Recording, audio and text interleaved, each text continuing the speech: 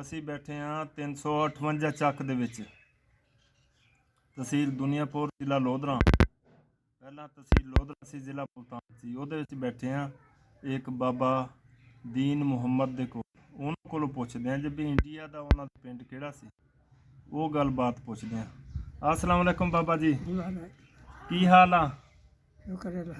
खैर खरीयत, सेहत ठीक आ? हाँ, उच्ची आवाज नाल जरा गल करी जो। पिछला पिंड केड़ा सी अपना? ख्वाजा बैंस। अच्छा, ख्वाजा बैंस, माशाअल्लाह। ते लागे लागे ते पिंड याद आ? ਹੈਗੇ हाँ जी। ਪਹਿਲੇ ਹੈਗਾ ਸੀ ਕੁੱਲੇ। अच्छा, कुल्ले।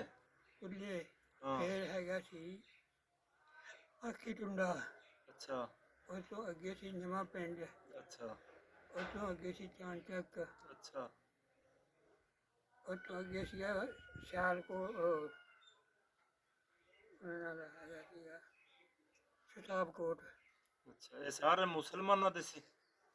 सिख भी रहंदे सी? ਜਿਹੜੇ ਉਹ ਲਬਾਣੇ ਸੀਗੇ, ਲਬਾਣੇ ਸਿੱਖ ਹੀ ਸਾਰਾ। हाँ हाँ, सिख लबाने गोत उन्हां दी लबाने होनी है ना। ਹਾਂ। अच्छा, ਉੱਚੀ ਆਵਾਜ਼ ਨਾਲ ਗੱਲ ਦੱਸੀ। ਉਸ ਤੋਂ ਅੱਗੇ ਆ ਜਾਂਦੀ ਸੀ ਪੱਛੀ। ਅੱਛਾ। ਪੱਛੀ ਤੋਂ ਗਾਂ ਦਾ ਮੈਨੂੰ ਨਹੀਂ ਪਤਾ। ਅੱਛਾ, ਤੇ ਇਹਦੀ ਤਹਿਸੀਲ ਕਿਹੜੀ ਸੀ? ਪੱਛੀ ਨਹੀਂ ਨਹੀਂ, ਤਹਿਸੀਲ ਤੁਹਾਡੇ ਪਿੰਡ ਦੀ ਜਿੱਥੋਂ ਤੇ ਜ਼ਿਲ੍ਹਾ ਹੁਸ਼ਿਆਰਪੁਰ। ਜ਼ਿਲ੍ਹਾ ਹੁਸ਼ਿਆਰਪੁਰ। ਅੱਛਾ, ਕਿੱਦਾਂ ਪਤਾ ਲੱਗਿਆ ਜੀ ਵੀ ਇੱਥੋਂ ਜਾਣਾ ਪੈਣਾ? ਆ ਕੇ ਐਲਾਨ ਕਰ ਦਿੱਤਾ ਸੀ? ਆਹ ਐਲਾਨ ਹੋ ਗਿਆ ਸੀਗਾ। ਅੱਛਾ। ਅਸੀਂ ਬੈਠੇ ਸੀ ਕਿਲੇ। ਅੱਛਾ। ਕਿਲਿਓ ਫਿਰ ਉਹਨਾਂ ਨੇ ਆਵਾਜ਼ਾਂ ਆਖਿਆ ਵੀ ਆ ਜਾਓ ਚੱਲੀਏ। ਅੱਛਾ। ਉੱਥੋਂ ਫਿਰ ਤੁਰ ਪਏ। ਹਾਂ ਹਾਂ। ਕਾਦੀ ਬਾਗ ਪਹੁੰਚ ਗਏ। ਅੱਛਾ। ਕਾਦੀਆਂ ਤੋਂ ਫਿਰ ਗਾਂ ਬਟਾਲੇ। ਅੱਛਾ। ਐਂ ਜੀ ਹੁੰਦੇ ਹੁੰਦੇ ਉਹ ਡੇਰੇ ਵਾਲਾ ਪੁਲ ਟੱਪੇ। ਹਾਂਜੀ।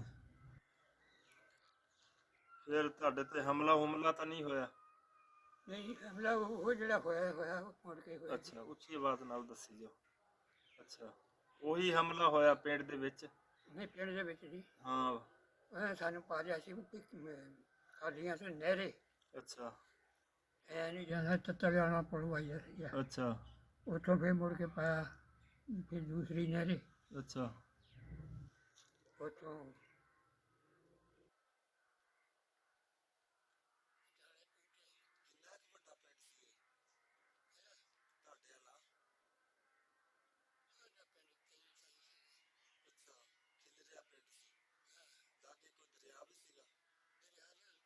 ਜ਼ਮੀਨ ਸੀਗੀ ਸਾਡੀ। ਅੱਛਾ, ਤੇ ਉੱਥੇ ਨੰਬਰਦਾਰ ਦਾ ਨਾਂ ਕੋਈ ਯਾਦ ਆ ਕੌਣ ਸੀ? ਫਰਜ਼ੰਦ ਜੀ। ਅੱਛਾ, ਫਰਜ਼ੰਦ ਅਲੀ ਨੰਬਰਦਾਰ ਸੀ। ਕੌਣ ਸੀ, ਮੁਸਲਮਾਨ? ਆਹੋ ਮੁਸਲਮਾਨ। ਅੱਛਾ, ਸਿੱਖਾਂ ਦਾ ਵੀ ਕੋਈ ਨੰਬਰਦਾਰ ਸੀ? ਸਿੱਖ ਹੈ ਨਹੀਂ ਸੀ ਕੋਈ ਵੀ। ਇਹਦੇ ਚ ਕੋਈ ਨਹੀਂ ਸੀ ਸਿੱਖ? ਹਾਂ, ਸਿਰਫ ਸ਼ਤਾਬਕੋਟ ਤੇ ਪੱਛੀ ਦੇ ਵਿੱਚ ਹੀ ਹੈ ਲਬਾਣੀ। ਅੱਛਾ, ਹੋਰ ਨਹੀਂ। ਤੁਸੀਂ ਫਿਰ ਉੱਥੋਂ ਤੁਰ ਪਏ ਹਾਂ, ਗੱਡੀਆਂ ਤੇ? ਉਹ ਗੱਡਿਆਂ 'ਚ ਕੋਈ ਜਿਸ ਤਰ੍ਹਾਂ ਕਿਸੇ ਦਾ ਲੱਗਾ। ਹਾਂ, ਸਮਾਨ ਸਮੂਨ ਸਾਰਾ ਲਿਆਂਦਾ? ਨਾ, ਹਾਂ। ਕੋਈ ਸਮਾਨ ਨਹੀਂ ਹੈ। ਅੱਛਾ। ਕਾਦੀਆਂ ਬੈਠੇ ਸੀਗੇ ਜਿਹੜੇ ਕਾਦੀਆਂ ਵਿੱਚ ਵੜਨ ਲੱਗੇ। ਅੱਛਾ। ਉਹ ਗਾੜੀ ਸਿਪਾਹੀ ਖੜੇ ਸੀ, ਜੋ ਛੋਟਾ ਲੱਕੜੀ ਸਾਰਾ ਫੜ ਲਿਆ। ਅੱਛਾ, ਪੈਸੇ ਪੂਸੇ ਵੀ ਲੈ ਲੈ? ਨਹੀਂ, ਪੈਸੇ ਨਹੀਂ ਸਾਡੇ ਕੋਲ, ਐਵੇਂ ਹੁਣ ਆਖੀਏ। ਹਾਂ ਹਾਂ। ਅੱਛਾ। ਛੋਟਾ ਲੱਕੜੀ ਜੋ ਸੀ ਨਾ। ਹਾਂ ਹਾਂ। ਕਈਆਂ ਦੇ ਕੋਲ ਕੁਹਾੜੀਆਂ ਵੀ ਸੀਗੀਆਂ, ਜੋ ਕੁਛ ਹੈਗਾ ਸੀਗਾ ਉਹਨਾਂ ਨੇ ਉੱਥੇ ਰਾਜ ਫੜ ਲਿਆ। ਅੱਛਾ, ਖੋਲ੍ਹ? ਆਹ ਹਾਂ ਹਾਂ, ਡੰਡਾ ਸੋਟਾ ਕੁਹਾੜੀ ਖੋਲੀ ਉਹਨਾਂ ਨੇ ਆਹ ਵੀ ਖਾਲੀ ਹੱਥ ਜਾਓ। ਖਾਲੀ ਹੱਥ। ਹਾਂ ਹਾਂ। ਇਹ ਅਸੀਂ ਰਹੇ ਕਾਦੀਆਂ ਦੇ ਵਿੱਚ 23 ਦਿਨ। ਅੱਛਾ। 24ਵੇਂ ਦਿਨ ਫਿਰ ਉੱਥੇ ਤੋਰੇ ਸੀ। ਇਹ ਬਾਰਿਸ਼ ਪੈਂਦੀ ਰਹੀ ਤਾਂ ਉੱਥੇ ਰਹੇ? ਬਾਰਿਸ਼ ਵੀ ਬੜੀ ਹੋਈ ਸੀ ਉਸ ਸਾਲ। ਅੱਛਾ। ਸਾਡਾ ਪਿੰਡ ਜਿਹੜਾ ਸੀਗਾ ਹਾਂ ਹਾਂ। ਉਹ ਰੁੜ ਗਿਆ ਸੀ।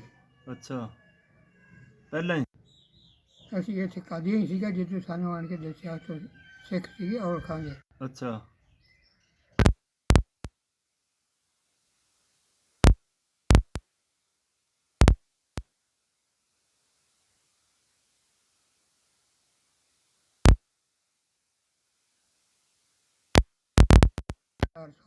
ਅੱਛਾ।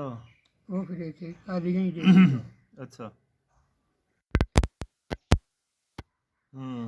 ਫਿਰ ਅੱਗੇ ਕਿੱਦਾਂ? ਅੱਗੇ ਫਿਰ ਤੈਨੂੰ ਪਤਾ ਹੀ ਆ, ਦੱਸੀ ਜਾਣਾ ਇਦਾਂ ਆਰਾਮ ਨਾਲ। ਬਟਾਲਾ ਸੀਗਾ।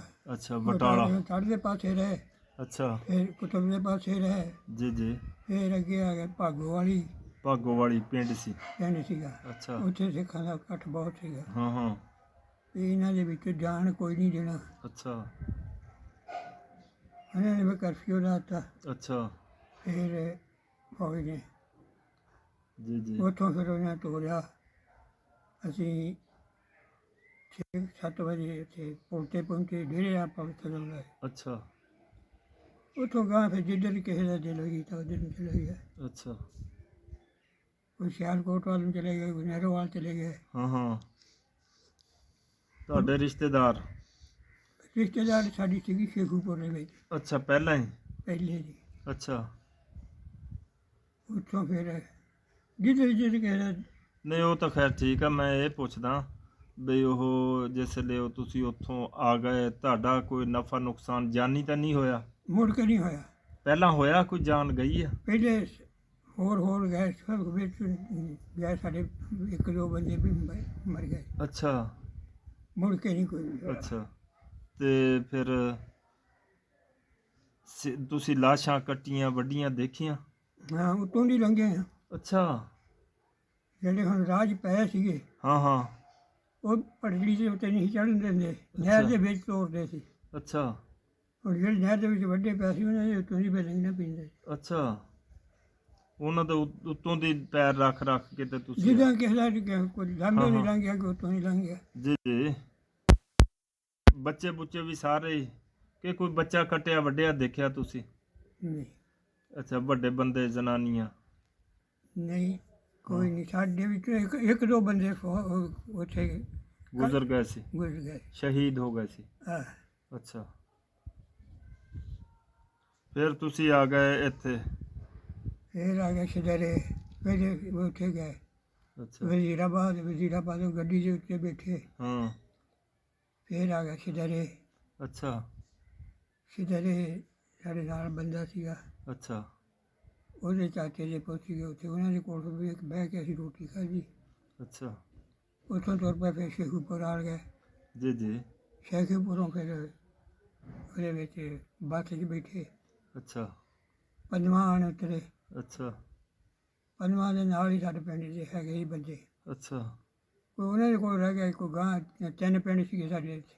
ਅੱਛਾ ਕੋਈ ਗਾਂ ਚਲੇ ਗਏ, ਕੋਈ ਜਿੱਥੇ ਜਿੱਥੇ ਗਿਆ ਰੂਹ ਆਇਆ ਹਾਂਜੀ ਹਾਂਜੀ ਹਾਂਜੀ। ਉੱਥੇ।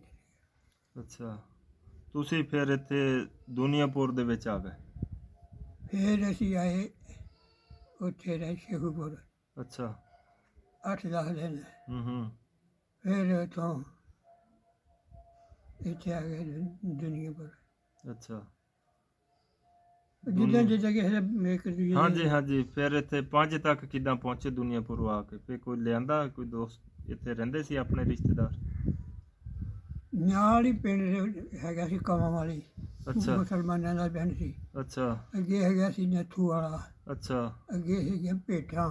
ਅੱਛਾ ਇਹ 3 ਪਿੰਡ ਸਾਡੇ ਪਿਛਲੇ ਪਿੰਡਾਂ ਦੇ ਮਰਬੇ ਜਿਹੜੇ ਮੇਰੇ ਸੀ ਉਹ ਜੀ ਜੀ।